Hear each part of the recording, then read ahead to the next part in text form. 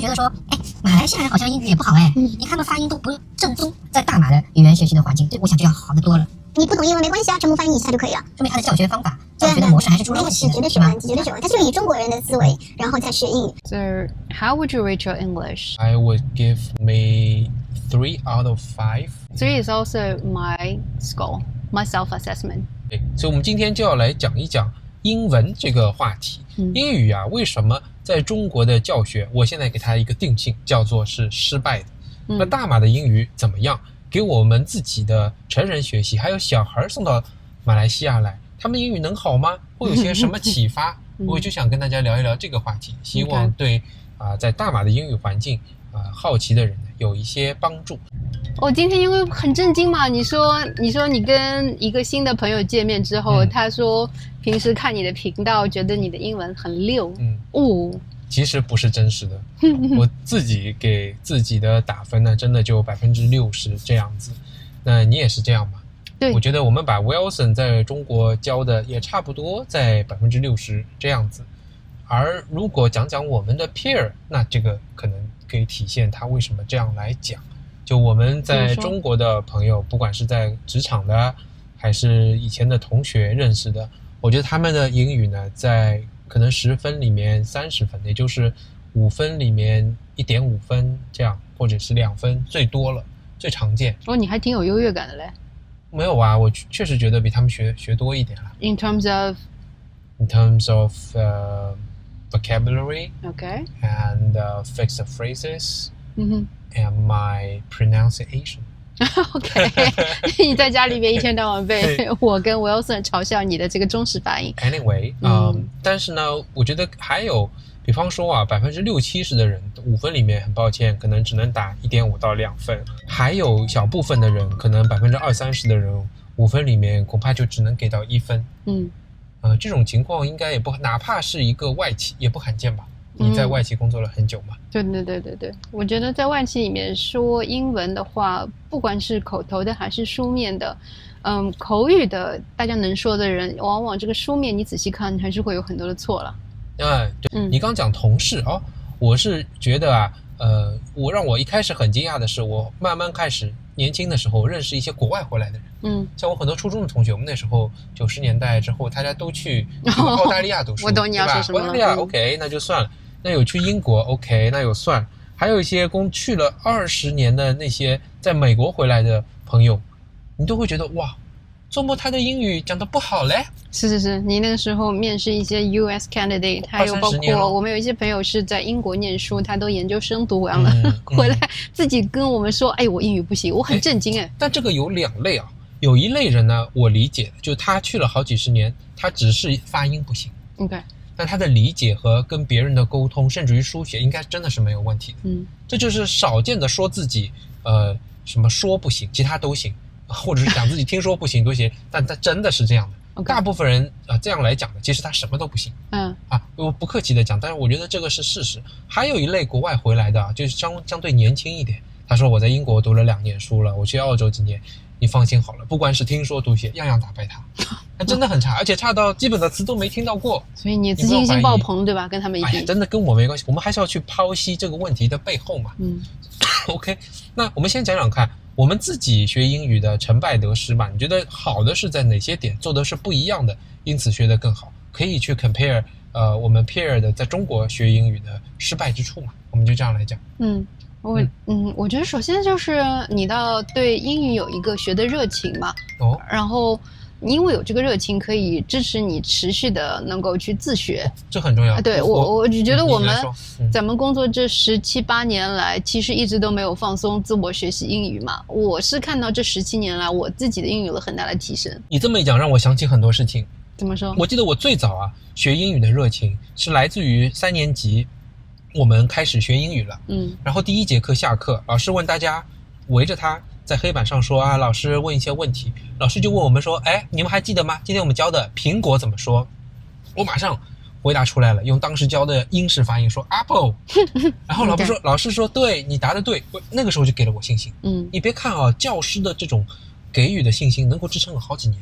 直到初中的时候，我们碰了一个很好的老师，他说他基督山伯爵是可以倒着背的，他用那些非常耐心的方法来教我们，他的每一个发音，他讲的关于英文的一些典故也好，一些文化的事情也好，都深深的启发，让我感到英语好有趣。OK， 对啊，就很多文化上的东西也有啊，再到你讲的工作场合也是了，和外国人沟通学到的一些俚语啊，或者跟他们因为在商务上沟通，第一次突破自己，第一次开会写邮件，第一次跟他们见面，这种成就感累积让我支撑到现在。对我来说的话，我应该是一个童年，也应该是老师的影响吧。我学英语，我妈比较重视我学英语，所以我从3年级开始就在外面，我妈给我报班。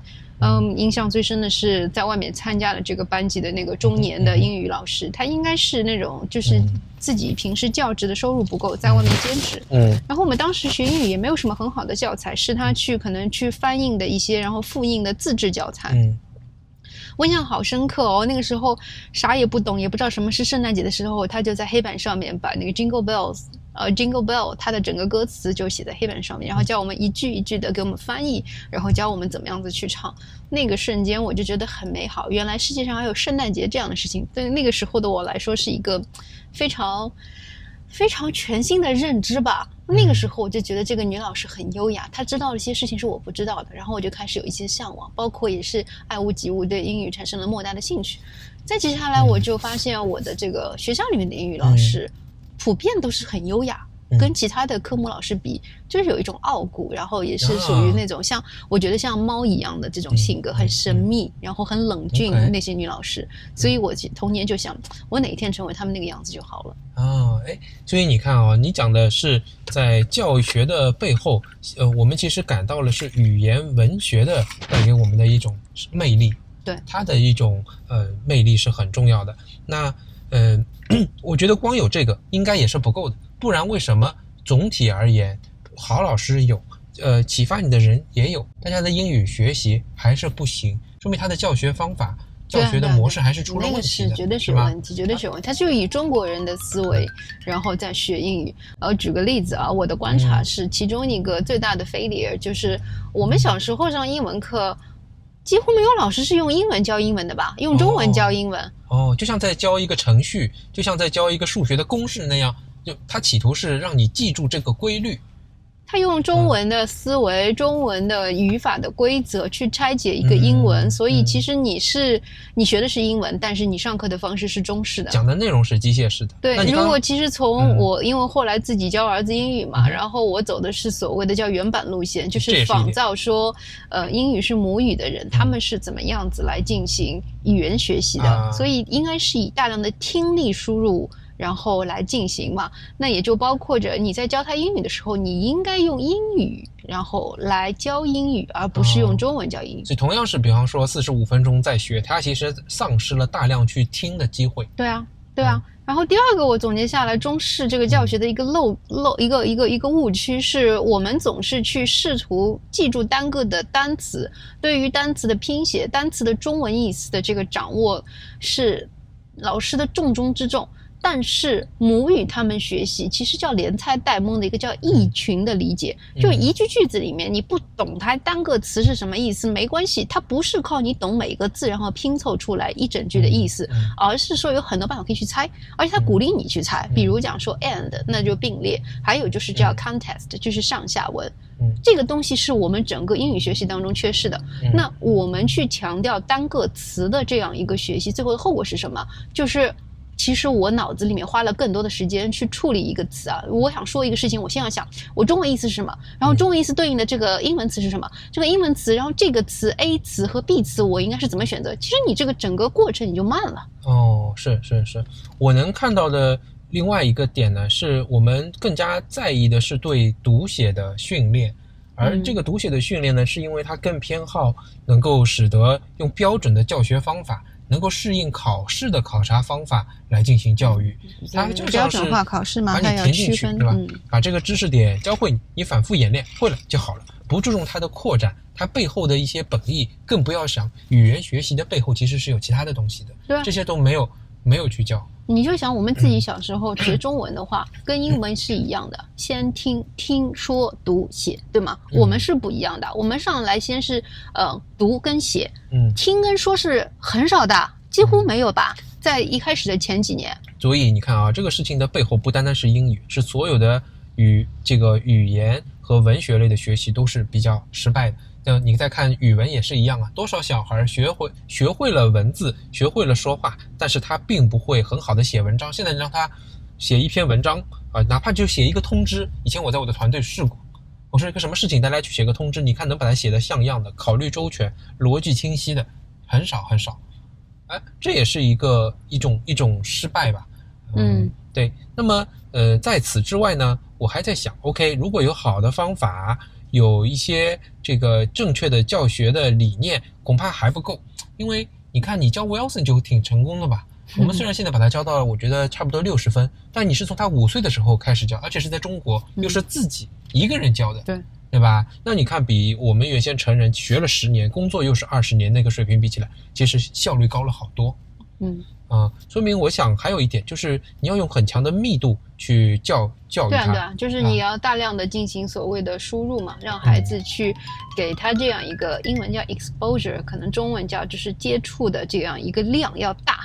你让他沉浸式的在一个语言人为的制造一个每天可能有1到2个小时的英语时间，对，沉浸式学习。你没有初期那个巩固期能够给他一个很高的密度，快速的学习，达到一定的水平的话，他会忘记的。这就是我们经常惊讶于身边一些朋友，你说你也是正规大学毕业的，也是学了10年以上的英语，又用了很久的，但是呢，我现在让你跟别人简单的完成一个请求，比方说你去跟他说一个简单的事情，你想要什么时候完成什么，或者你跟他打一个电话预定一样东西，他居然是完不成的。对，因为没有学习过这个东西嘛。对，而且在这个简单的事情背后，它是需要解决问题的一个能力的。那你就像你讲的，这个考试不考，所以就别看那么简单的打电话预定这个事情，都是很难完成的。对那么这讲到这个，我们就来想，在大马的语言学习的环境，我想就要好得多了。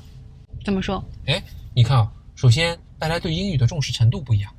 以前有过英国的殖民嘛，所以大家都会知道学好语言是开拓自己的世界观，是走出去获得更多机会的一种渠道。当然中文后面崛起了，或者说这个趋势这个思维大家是有的。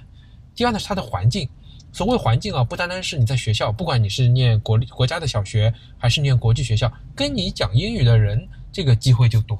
对啊，虽然大家都说这边是马来文天下嘛，但是我们去政府部门办了几次事情，都有英语。不管是说他的这个政府部门的一些招牌，然后一些通知的设置，基本上都是英语加上马来语，然后工作人员也能够听懂英语。对，而且当他不开口的时候，你看所谓环境就是你看到的店面，你拿到的一个菜单你打电话跟别人说话时候所使用的语言，你上网看的贴文，你打的消息，它真的就是无处不在。你买样东西，它的包装上面，那都是英文，所以你无意间就会得到训练。英语友好环境。对，这也就是让我觉得大马的朋友们，我们如果打自己，我们2个是5分里面3分的话，其实我觉得大马的人5分里面能够打到4分。平均而言对，未必说发音和语法很好，其实这个错的有时候还是蛮多的，但是他们的词汇量还有对别人这个语义的理解水平是很高的。对，你说到这个语音的话，我觉得可能你英文好，可能还搭了一个便车，就是你相对来说中式口音不那么重。这也是我在教儿子英语当中一直在注意的这个点。我觉得你把自己的语音正好的话，可以起到所谓狐假虎威的效果，就是你可能英语不用那么好，但是你一个口音没有的话，给人家一种第一印象就特别好，可以掩盖你很多不足。当然我想他也更快的获得一种自信，更好的去学习嘛。对，好，那讲到这个，我还要去纠正一个观念。其实我们来大马前，还有我们会碰到的一些家长，他们都有一个在大马送小孩来学习的一个担心，英语不好。对，他会不是他们自己英语不好，他会觉得说，马来西亚人好像英语也不好你看他们发音都不正宗。我讲这个就是我们英文讲叫 authentic。他有这种感受吗？他说那我的小孩能学好吗？他这个对他未来的教学是最好，我要把他送到其他国家去。他有这种想法。你这个事情你怎么看？我好像对语言的敏感没有那么高，虽然我对中文跟英语学习都很有兴趣，但是我想语言它本身的一个最基本的功能就是沟通嘛，沟通能力有了，所谓的散装英语、散装中文，那又怎么样？我觉得我们缺乏的，首先是你看学了这么多年中文，大家都不敢英文都不敢用英文去说，这本身就是失败的嘛。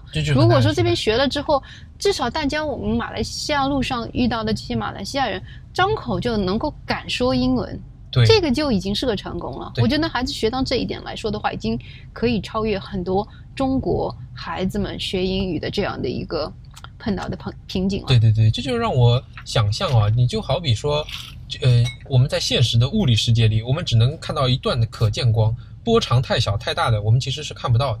这就好比说你戴着眼镜去看这个世界，如果我们只懂中文的话，那你的世界观是很狭小的，那些中文的字，那些用中文语言沟通你才能够理解。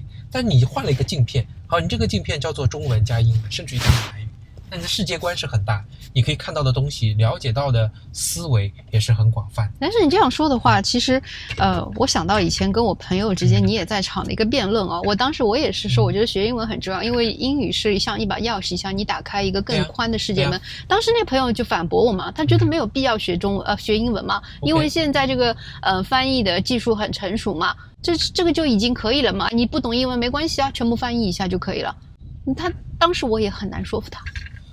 我觉得要看什么嘛，就如果你可以在学好英语的情况下，那么你去学英语的什么，它其实讲的就是一些语法大小写啊、标点符号啊这样的一些错误嘛。你还记得吗？他说一些软件会自动的纠正，这个我同意啊，因为实际上大家对英语的这么精细化的掌握程度，哪怕在西方，哪怕在英语为母语的国家，也是在降低的。有很多小孩子也不那么注重，但是他对词的掌握没有变得这么严格了。但如果你可以把它作为一种学习方法，通过这个掌握呢，你觉得你把这个方法可以用到其他地方，而且呢有助于你去学好英语其他的方面，这个是有必要的。但我们和中国学习英语来比，最重要的是你可以知道英语学习不单单是我们原先讲的听说读写，况且还有很多部分原先我们都没有做好。在此之后是英语的逻辑，在此之后呢是西方的一些文化。如果你通过一个语言学习，把它的整个世界观和价值观也可以纳入进来的话，那么你才能够真正达到了语言学习的本身。那我明白了，我跟我朋友争论的点其实是一种好奇心吧，因为当时我跟他的我的一个论据是，我认为你学了英语之后，因为世界上大部分一流的学术文献也好，这个最新的一些资讯也好，他们90%以上是以这个英文的形式首发的。那么我说你这个东西接触一手信息，跟你自己再来一个二传的翻译的这个二手信息是不一样的。我朋友当时就问了我一个问题，我干嘛要学那么多学术的东西？我没有这个兴趣啊，我也不需要。所以我觉得就是可能还是语言学习本身也能够培养一种对新事物的好奇心。对，因为学习就是一个修炼嘛，你不要把它想象成说我学英语就会英语。通过学习的修炼，其实修炼的也是自己的内心嘛，你对其他东西的学习和他学习背后获得的东西也是很重要的。可能未来科技呢是可以帮忙的，就像你讲如果你写的不够好，让 AI 去矫正一下你的文法啦，它就完全可以变成你的工具嘛。就像你让西方很早小孩子可能连8×2都得摁一下计算器，那也是一样的。我们并不会因为这个歧视他，或者觉得他的数学能力不好啊。相反呢，我觉得那个只叫数学基础，其实他的能力在于去拓展一些一些数理上的一些可能性。英语也是一样的。那你如果把英语看得大一点，那么不要去纠结这个细节吧。听到很多身边周围的中国来的朋友们，他们自己说我英语不好啊，我就会问他说，那你学嘛，为什么不学呢？和你孩子一起学嘛。那你说啊，这个好难啊，然后就没有下文了。对，那可能也就说明英语学习对他不重要嘛。如果重要，那自然会花时间。那马来西亚学好英文有什么重要的意义？你给大家再说说你的观察。因为你知道吗，像稍微年长一些40-50岁以上的华人，他们其实有一半都是接受英语教育的，并不是接受华文教育的。那你能去达的地方，你可以沟通到的人，你可以了解的那些内心会变得更多嘛。对，那世界不是变得更加多样？你的生活不是变得更有滋味、更有趣一点吗？对，还有比如讲说今天我们不是去开了家长会嘛，我今天还帮其中一位朋友做了翻译嘛。是。那你要是英文学得好的话，你就可以直接跟老师交流了，当然不需要有个二传了。对啊，这一人才10分钟的时间，一半的时间在翻译的上面，你能够更多的跟老师交流。对啊，另外现在你看吉隆坡比上海要更加的国际化，这里生活的全球各地的人也很多，我们也有机会能够接触到嘛，对吧？甚至于你未来和马来人沟通，恐怕我们也只能用英语。对，然后英语学好的话，其实你可以去到的国家也会很多嘛。你的这个旅游的这个疆界也可以扩得更大。对，从马来西亚出发也很方便。对，是的。好，其实这个祝大家好好学习，天天向上。一定能向上。以我们2个新生实力来说的话，祝大家嘛。现在比以前真的是好太多了。英语。好。拜拜。拜拜。